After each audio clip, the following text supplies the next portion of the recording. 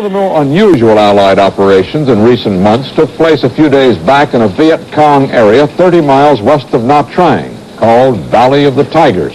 CBS News correspondent David Culhane was there. This is Viet Cong territory. Ordinarily, there isn't an American or a South Vietnamese soldier within miles of this spot. But this Special Forces unit was brought in here by helicopter to perform one of the most dangerous mercy missions of this war. To rescue some mountain people, or montagnards, being used as slave labor by the enemy.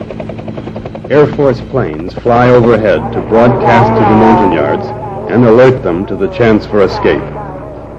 The mountain people are usually not under direct guard. The Viet Cong simply close all the passes out of the valley to keep them working on these small hillside cornfields. These South Vietnamese soldiers lunched on the enemy corn while they waited for the montagnards to come in. Cornfields like this can be found along most of the infiltration routes used by the Viet Cong. With Viet Cong in the area, time is running short.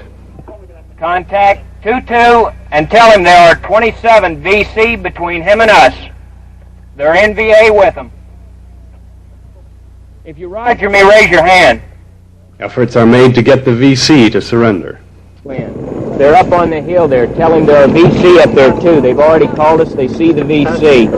Tell him to call the VC in. The VC can come in. We treat them number one too. Tell them to come in, bring their rifles, come in. We give them food, water, everything. At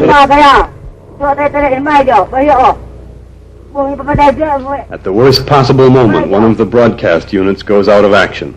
But the others continue to work, and finally the 2nd Special Forces unit, sweeping toward this position, starts coming in with the freed montagnards. The first man to arrive is greeted by a brother he has not seen in all the long months of his captivity. These people have been forced to grow corn for the Viet Cong for years. They've been ordered to save a certain portion of their crop for the infiltrators as they come down the valley leading east to the sea. These people have just walked for 3 hours through the mountains to get to this landing zone, so there's little doubt that they want to get away.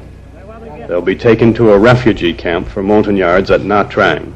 Lieutenant Thomas Ross was in charge of the rescue operation on the ground. How many people do you think you were able to bring out now? Right now, up to date, we've got a total of about 165. These are all montagnards. Right, they are montagnards who have been in the area under VC control now for the last 8 years. Just as the montagnards were airlifted out, the Viet Cong began to come within range of the landing zone on higher ground. Gunships were called in to rake the whole area with rockets and the high-speed machine guns called miniguns. This fire suppressed enemy action long enough for the 2 Special Forces combat platoons to get away. This is a rare occurrence in this war, an act designed to give life and freedom in a place and time noted mainly for death and destruction. David Culhane, CBS News, in the Valley of the Tigers.